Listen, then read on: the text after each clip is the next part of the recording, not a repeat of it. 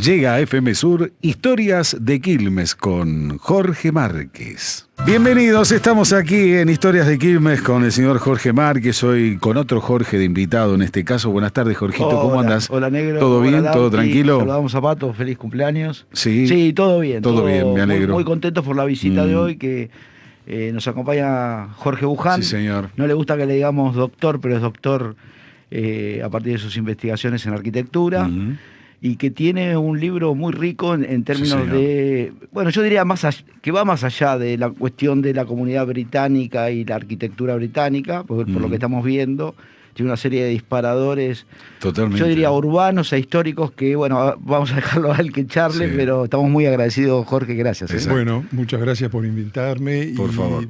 Pregúntame a ver para orientarme, ¿qué es lo que te interesa? Mira, Jorge, ¿cómo te va? Jorge, mira, podemos empezar porque el libro es muy particular y cuando yo veo el libro, mi ignorancia, ¿no? Porque no desconocí esto, tiene un chalet tipo inglés donde se ve un montón de gente vestida en época, yo calculo que debe ser esto 1800 y pico, cerca de 1900, después Jorge lo dirá bien la fecha. Hacia fines de la década del 30. Del 30, ahí está, 1930 por ahí. Bien ataviada, bien vestida, yo diría de época, pero con una ropa, yo diría más bien inglesa. Y le pregunto qué era este lugar, este chalet, y me dice, esto era el viejo chalet que estaba en la cancha del Quilmes Atlético Club, aquí en la vieja cancha de Quilmes. Es correcto, este era el chalet. Sí, Jorge. mira. Antes que nada, Jorge, gracias por la visita. Bueno, pero gracias por invitarme. El chalet se construye en la década del 30, hacia 1928. Pero hasta ese momento funcionó una suerte de chalet de madera que estaba, como dice uno de los entrevistados en ese momento, en lo que es hoy la cancha de tenis número 2. Así que durante prácticamente 40 y tantos años, la sede del club fue una casilla de madera cómoda, con galería. Se ve alguna foto del equipo, de uno de los equipos que tiene esa casilla de fondo, pero casi todos los clubes de fines del siglo XIX tienen ese tipo de instalaciones. Cuando se consolidan, cuando hay inversores asociados importantes, se tejen estrategias como para desarrollar eso que vos ves ahí en la tapa. Y que yo te comentaba, el típico chalet inglés, pero en realidad fue el proyecto de un arquitecto alemán. Eso es lo más raro, Jorge. Sí, por eso te comentaba, claro. Y por eso yo también me confundí cuando empecé a clasificar las viviendas para hacer el trabajo analítico. Alguna vivienda que yo ponía con las inglesas, en realidad, después me enteraba que era alemana. Claro, que eran alemanas. Entonces, lo que pasa con el chalet tiene que ver con eso que habíamos empezado a marcar en un momento dado. El gobierno alemán había decidido mandar a estudiar a un arquitecto, Muthesius, la arquitectura inglesa. Especialmente consideraba el gobierno alemán que la casa inglesa era la mejor que se construía en Europa. Los ingleses generalmente fueron austeros en sus casas, eran confortables, pero muy, muy austeros. Y producto del avasallamiento de la segunda revolución industrial, añoraban el pasado rural. Entonces aparece esa especie de suburbio jardín, con muchos árboles, con quintas, porque era una forma de reaccionar ante el progreso que había traído la revolución industrial. Lo interesante de todo esto es que esto llega a Quilmes, pero no un tiempo después, es simultáneo. Los arquitectos que trabajan en Quilmes a fines del siglo XIX estaban formados en Inglaterra o en Escocia y construyen lo que se estaba construyendo allá en ese momento. Claro. Entonces fue como una especie de privilegio, porque en fecha muy temprana se empiezan a hacer construcciones a cargo de profesionales británicos y muchas veces constructores quilmeños, italianos, vascos, españoles, y buena parte de esa arquitectura queda otra ha desaparecido, por supuesto. Y podemos encontrar, Jorge, mucha de esa arquitectura ahora, porque Quilmes es muy particular, ¿no? Con respecto a la historia, siempre hablamos con Jorge. Bueno, sin ir más lejos, digo, miremos un poco la historia del Quilmes Atlético Club y más o menos es un poco la historia también del distrito. Pero ¿se encuentran todavía construcciones de este tipo aquí en el distrito, Jorge? ¿O muy pocas? Hay pocas, pero sí. hay. Las 4 iglesias están. Sí. La anglicana, la presbiteriana, la del cementerio disidente y la del Colegio San Jorge, que es muy importante. Sí. Algunas otras construcciones fueron borradas del lamentablemente, ¿no? Había un edificio moderno realmente, como el orfanato, Quilmes Orphanage, que estaba en Mitre y Solís. Ese era un edificio proyectado como realmente como algo moderno. Bueno, algunas de esas obras desaparecieron. Jorge, esta arquitectura británica, como estás contando, yo por lo que pude ojear también en el libro, vi varios lugares que en general son del centro de Quilmes o de Quilmes Este. Quería saber si se habían extendido también hacia otros lugares o si proliferaban más que nada por esta zona. Mira, buena pregunta.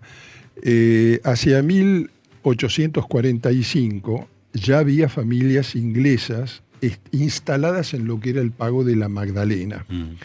A esas familias inglesas, algunas escocesas, había restos de una colonización escocesa en lo que es hoy Florencio Varela. A muchas de esas familias les fue bien, a otras no tanto, se mudaron, emigraron, pero ahí ya hay construcciones y sobre todo hay trabajo organizado. Latham, que es un inglés que escribe hacia la segunda mitad del siglo XIX, le recomienda a sus compatriotas, iba a decir, pero a sus vecinos, que introduzcan la práctica agrícola, que se dediquen a la agricultura, que no trabajen solo el tema de la ganadería, que la agricultura los va a ayudar a organizarse, a sistematizar el trabajo. Eso me parece mucho más importante que la arquitectura. Los consejos o las prácticas de gente que viene sabiendo o conociendo un tema. Entonces, hacia 1872, cuando se habilita la estación del ferrocarril aquí en Quilmes, y un poquitito más tarde, unos años después, cuando pasa a manos a capitales ingleses, se reactiva el servicio y se mejora, algunos de estos pobladores, que ya estaban desde 1850, construyen su casa en el pueblo. Entonces, había casas dispersas, había estanzuelas o estancias, como quieras llamarle, y después, ya con la posibilidad de viajar todos los días a la capital provincial o a la nacional, y por la cantidad de colegios, muchas de esas familias se instalan en Quilmes. Entonces, esas casas están un poco en el centro, porque hacia fines del siglo XIX Quilmes era una zona de quintas y algunos comercios que abastecían a pobladores y a los que estaban radicados en el resto del partido, ¿no? ¿Hay algún registro de la primera casa de estilo inglés que fue construida aquí en el distrito? Mira, estas casas de las que yo te hablaba, que construyen más o menos hacia 1880, una, digamos, paradigmática, sería lo que era el Colegio Normal de Quilmes. Ahí vivía la familia Clark. Esa casa donde estaba el colegio Ausonia, sobre Conesa, esa era otra vieja casa. Tenían la comodidad y el confort de las casas inglesas, los jardines y las huertas que indefectiblemente tenían esas casas, pero todavía no era el típico chalet inglés, que ellos llaman cottage. Los más tempranos que yo registro, y que es probable que haya habido algún otro, son el que conocemos nosotros como Casa Roverano, que ahora está en muy, muy pobre estado. Esa casa es de 1899. Y era de un tipo inglés llamado Lander. Lander construye esa y otra casa análoga, hace 2 casas iguales.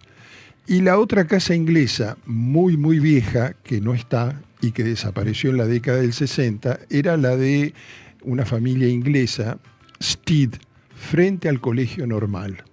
Así que vos, por ejemplo, fíjate, el colegio normal era una casa inglesa con un jardín de una manzana. Frente a ese colegio estaba esta casa, la de Stitch, pero también en esa manzana había una casa con casi un cuarto de manzana de terreno, que era la del otro Clark, donde estuvo el colegio Ausonia. Claro. Así que se va produciendo de a poco como concentración de viviendas de familias británicas, de manera tal que, fíjate vos lo que te voy a decir, desde la calle Sarmiento y Rivadavia hasta la costa del río Quilmes, hasta la costa, estaba toda esa faja en manos de familias escocesas o inglesas. Ahí donde está el colegio inglés o de origen irlandés de High School, bueno, esa era una casa quinta de la familia Grassic. Y a continuación había otra propiedad entre Pringles y Belgrano, sobre Rivadavia, de Henry Marsh. Y después venían 3 manzanas hasta Ceballos, de un señor llamado Younger, que tenía quinta y frutillar. Y a partir de ahí hasta la costa hay una cesión de tierras a Parry. Así que vos fíjate que... Claro, eso en el plano de mesura del 18 ya figuran algunos de estos apellidos. Sí. Incluso los Davidson, ¿no? Sí, no, ya estaban. Seguro. O sea, había un grupo que vino previo al tren, digamos. O junto con el tren. Y otro que viene... Posterior. Hay una... mira, el Quilmero, creo que dice el diario, en su momento hay como una explosión de construcciones en el poblado. Y ahí tenés que tener en cuenta que están construyendo en ese momento, hacia 1884-85, varias familias porteñas que habían sido devastadas por la fiebre amarilla, vienen acá como lugar de recreación, de veraneo, y dejan a la familia por lo menos los 4 meses de verano. Casares, Peusers... ¿Sabés lo que es muy interesante?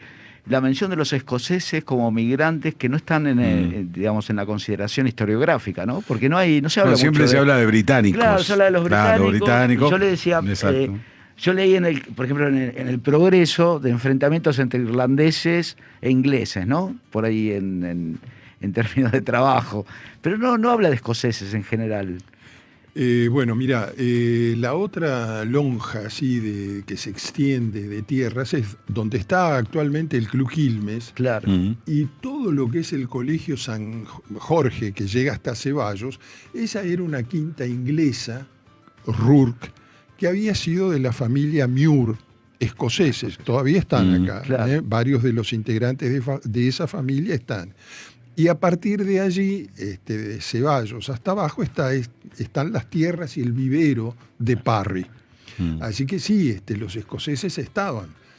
Claro, estamos hablando de la franja que va, bueno, que antes era el Sanford, claro, donde está el San Jorge, sí, y bueno, claro, todo lo de los Parry, de lo que sería Ceballos hasta la Ribera, ¿no? Exacto. Cuando viene esta segunda migración, por decirlo de alguna manera, hablábamos de cuando llega el tren, también se vuelven a establecer británicos aquí en el distrito. Ya vienen con sus colegios, porque es muy particular lo que sucede acá en Quilmes, digo, con respecto a los colegios ingleses que hay, de High School que usted nombró, el St. George, digo, ¿vienen junto con ellos en esta segunda migración o vienen mucho más tarde?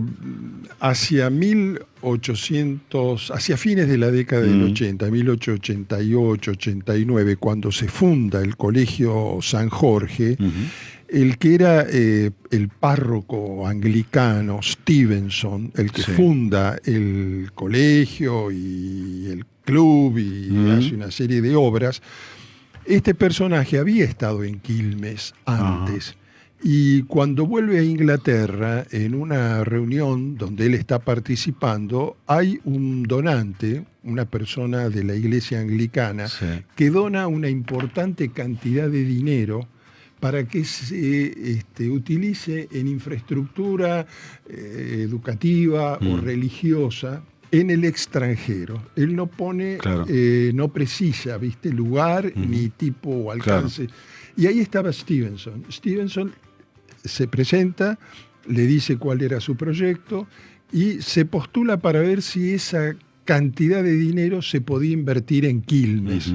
O sea, mirá vos lo que es la historia y la arbitrariedad de todo esto. Sí. O sea, este millonario, por decirlo de alguna forma, le otorga ese dinero a Stevenson. Stevenson, que ya estaba radicado en Inglaterra, vuelve a Quilmes y funda el Colegio San Jorge. Ahora, como él había sido párroco de la iglesia anglicana, ahí había una trama, ¿no?, ya de gente radicada en Quilmes. Uno es Davenport, la casa de Davenport, aunque muy modificada, está en Libertad y 25 de Mayo, en la esquina oeste. Esa casa, Davenport, figura entre los fundadores del colegio, entre el grupo que gestiona la construcción del edificio de la iglesia, y él era director de obra en el puerto de Buenos Aires. Así que entonces eso te va dando también como una pauta de quiénes eran los ingleses.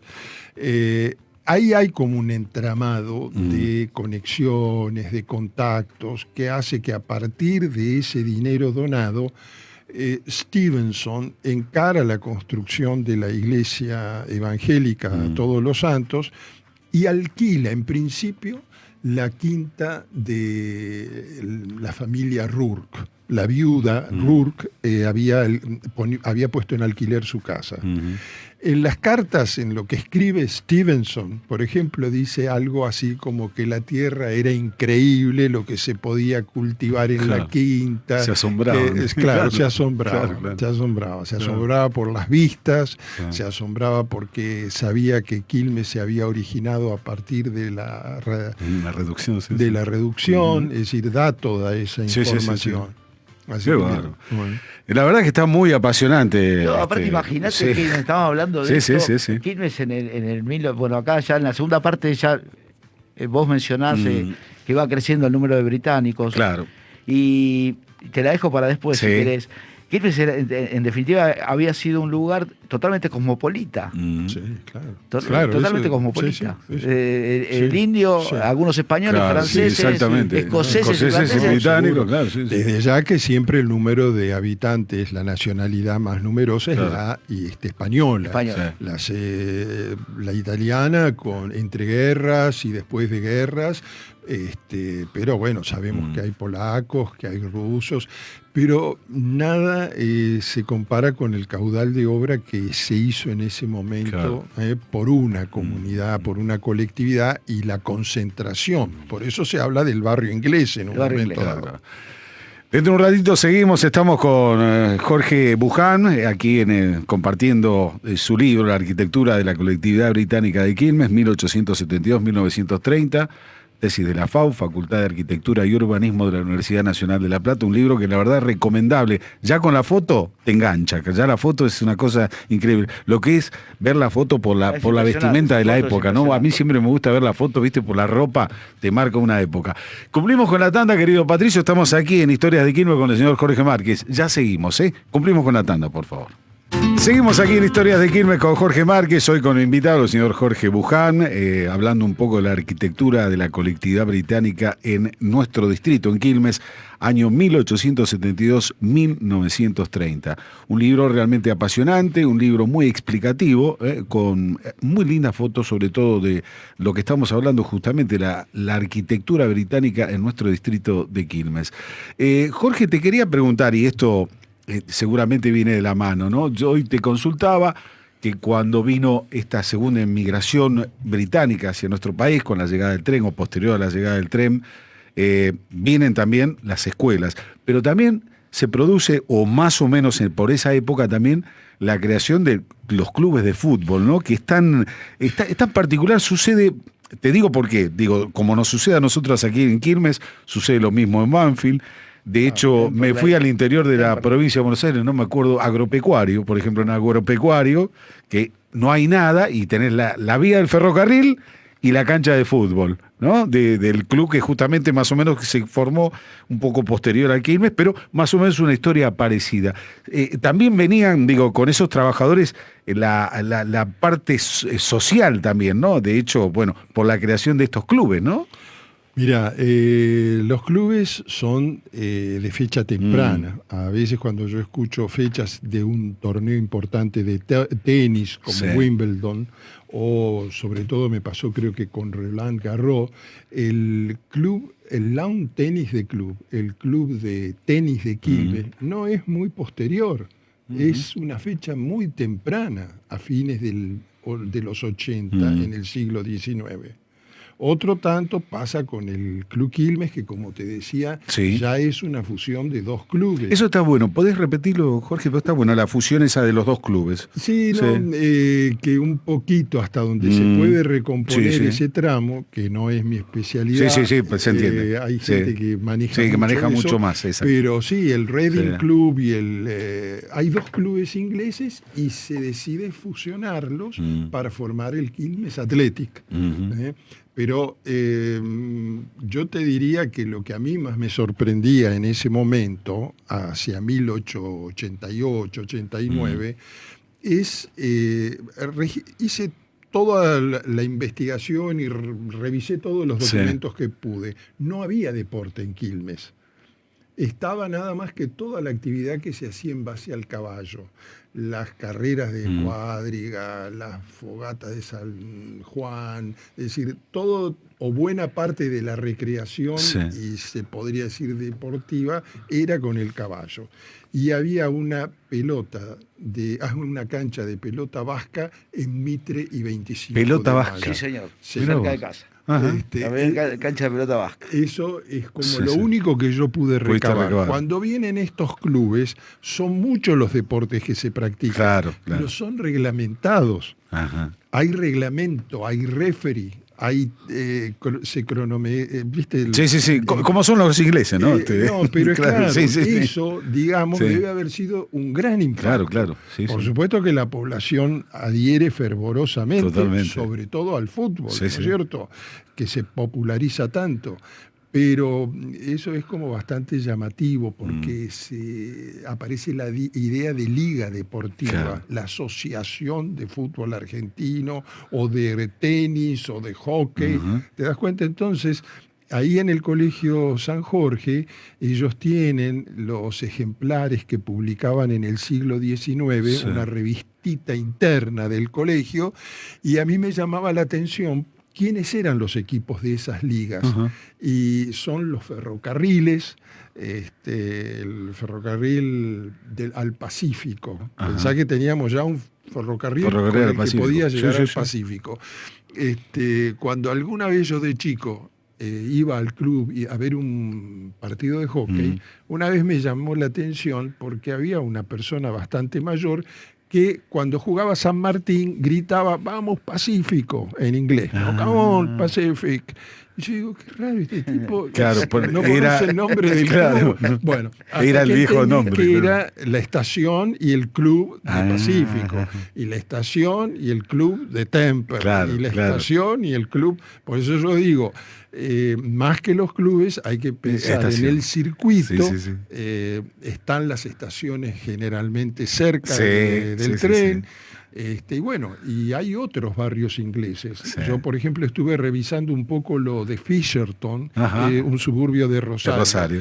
Pero eso es distinto, porque es un barrio que se programa, se proyecta para personal jerárquico del ferrocarril. Del ferrocarril. Exacto. Temperley es un estanciero bastante poderoso. Él lotea una parte de su estancia y por conexiones consigue que le pongan la estación propia, Temperley, en el centro de... entonces, lo de Quilmes es muy particular, porque vienen por su cuenta. Lo que pasa es que tienen una tradición cultural incorporada muy fuerte. No tienen el problema nuestro que somos mezcla de todo, ¿no es cierto? Ahí hay una tradición que viene más allá del medioevo. Entonces los tipos se instalan y todos tienen quinta, todos tienen jardín, todos tienen un determinado tipo de casa. Pensá que el inodoro a descarga, que es una comodidad impresionante, todas las casas viejas de Quilmes tenían letrinas a una distancia de la vivienda, afuera. Y bueno, acá ahora está el baño instalado incorporado a la dentro de vivienda. Puede haber uno en planta baja, uno en planta alta, pero están los artefactos, claro, agua caliente. Sí, sí. Impresionante esto que decíamos, la llegada del tren, siempre, el fútbol, la cultura, exacto. la iglesia, ¿no? Porque acá tenés la anglicana, la presbiteriana, bueno, después tenés la luterana también, esto que estás investigando ahora. Por ejemplo, no nos olvidemos del teatro de ópera italiano. Ahí está. Entonces, como que cada comunidad pone lo mejor. Puesto, es verdad eso. Sí. Sobre todo, es verdad, los españoles y los italianos, en este caso con la cultura, pero es verdad, los ingleses con el ferrocarril, con el deporte, los alemanes, bueno, aquí en nuestro distrito es muy particular también el tema de los alemanes, ¿no? La cervecería y después todo lo demás. Pero digo, qué fácil que es de desandar la historia, digo, a ver, fácil, entre comillas, esto, digo, pero mirando la historia de, por ejemplo, la historia del Quilmes Atlético Club, uno puede desandar la historia un poquito para atrás y ver cómo era en esa época, ¿no? Creado por los ingleses, el viejo mito que Argentino de Quilmes se creó porque se pelearon, que tenías que ser inglés. Claro, sí, no a eso iba. A los sueños, los sueños a los hinchas, digamos, sí. ¿no? Porque, Sí. eso, dejarlo ahí. Sí, no, ahora, pero está bien, pero por eso le dicen el criollo, ¿no? Estábamos charlando en la previa. Yo voy por Bransen, por ejemplo, y ves un montón de casas que vos decís, yo supongo, son inglesas porque vi tu libro. Pero si vos tuvieras que decirle en un paseo urbano quilmeño, no sé, 3 características, ¿cómo sé que esa casa es inglesa y no es alemana o es francesa? Bueno, ¿cómo sé eso? Ya tenemos un problema con lo que me estás pidiendo. Tengo que hacer una aclaración. Ahí está. Eso de que para los alemanes fue tan importante la casa inglesa hizo que después ellos recrearan la casa inglesa con un toque alemán siempre, ¿no es cierto?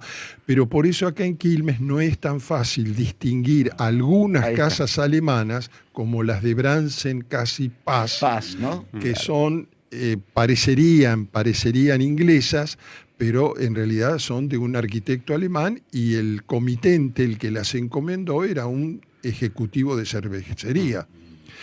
Pero esos cosas... O sea, eso no. Voy por ahí caminando y digo, esto no es inglés. Entonces. Pero es muy difícil porque sabés que yo me equivoqué. Cuando yo empecé a organizar el trabajo, alguna de esas casas, como las de Bransen, en principio creí que eran inglesas.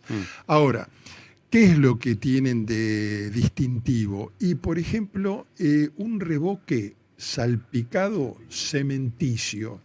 Es de color gris, es un gris intenso, es muy rústico, casi como que te pincha si te vas a acercar, es rústico.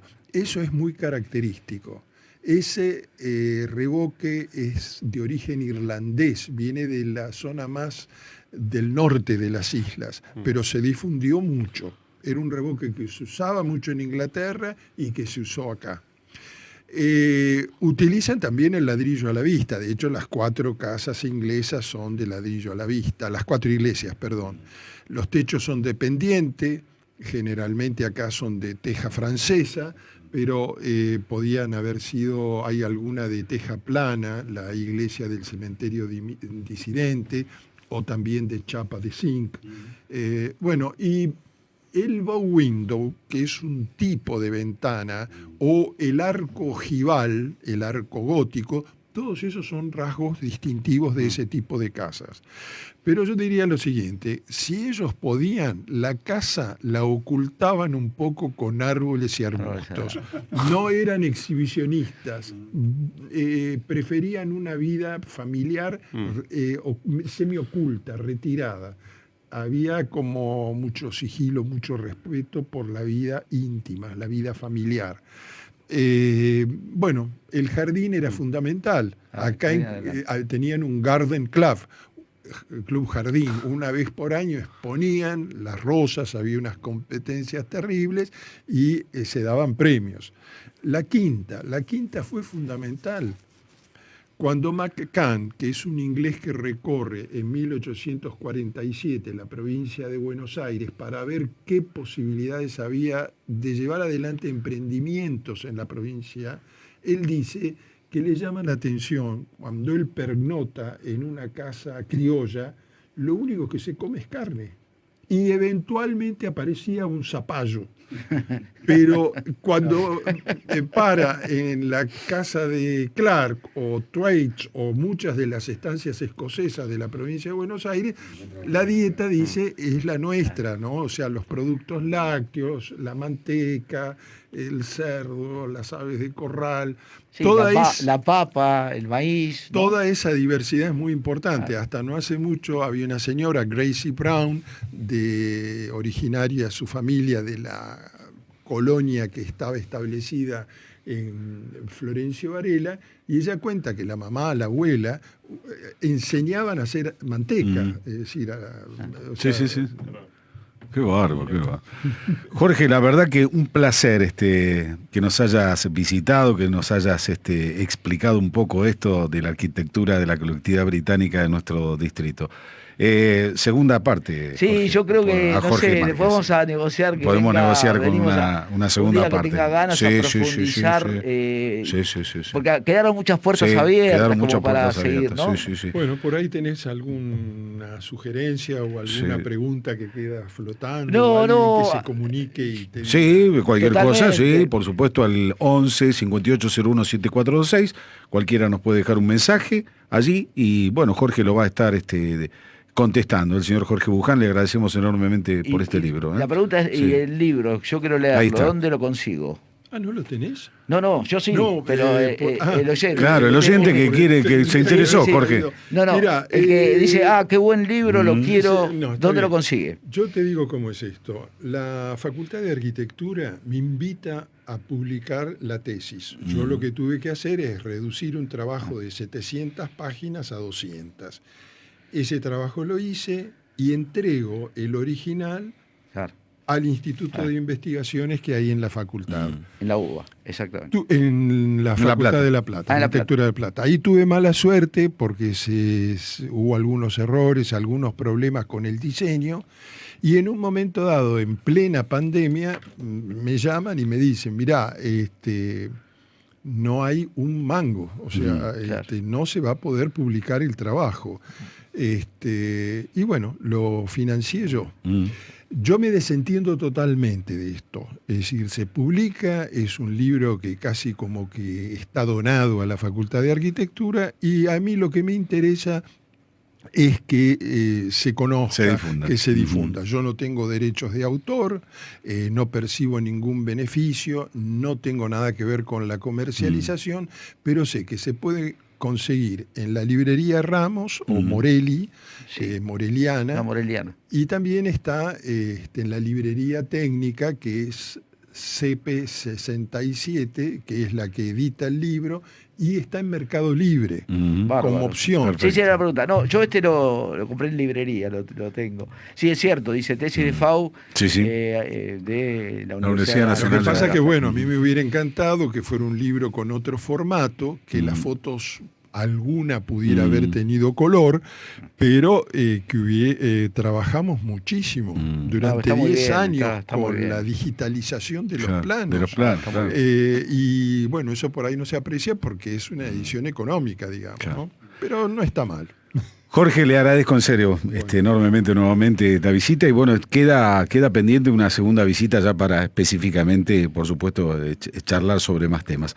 Jorgito, a vos, Jorge Márquez, gracias en serio gracias por este Jorge, regalo, a nuestro Jorge. Hoy estoy rodeado de Jorges. Bueno, gracias. Aparte, en serio. En una previa a la Feria de las Colectividades. Totalmente. Esto fue Historias de Quilmes con Jorge Márquez.